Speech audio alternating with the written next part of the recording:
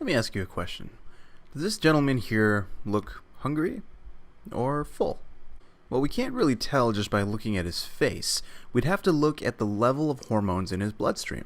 Because depending on whether this person just ate or not, you'll have a change in the level of hormones that'll then talk to your brain to tell you whether you should eat more food or if you're full. The part of your brain that determines whether you're hungry or not is called the hypothalamus.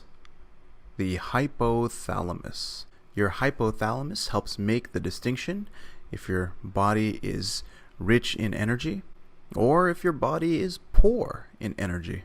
Or in other words, are you hungry or are you full? Well, imagine we just ate and the amount of glucose in our blood, or the serum or blood concentration of glucose, is high. That means we're going to release a hormone called insulin. Insulin is released to store the glucose you have in your blood from whatever meal you just ate, and it'll go and bind receptors in the hypothalamus and block these receptors to indicate to the brain and the hypothalamus that you're full, you're not hungry. Now on the flip side, if you have a low blood concentration of glucose, you're not going to be releasing insulin, and so you're not going to be inhibiting the hypothalamus. Now what if we ate a really fatty meal and we have high levels of lipids or fat in our bloodstream, something really greasy? Well, that'll cause the release of a hormone called leptin.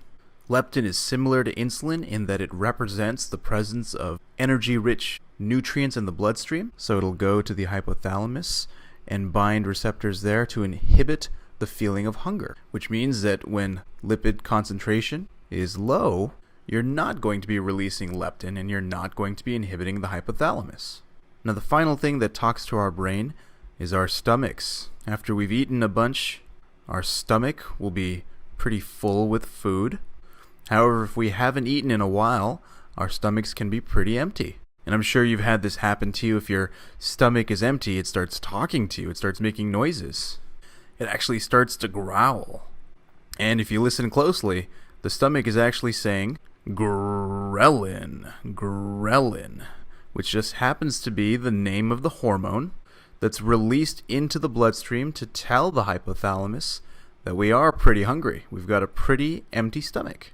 And instead of a bar, I'll put a plus sign here to show that the presence of ghrelin will tell the hypothalamus that we're hungry and motivate us to find some food.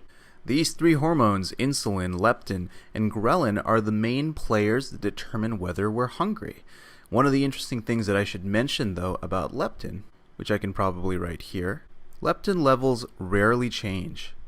And the reason why is because leptin levels are based more on the amount of adipose in your body than the amount of lipid you have in your blood.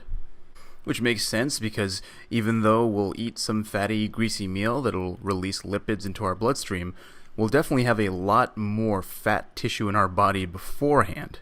So any change in lipid concentration in the blood will be very small relative to how much fat or adipose tissue we have stored in our body.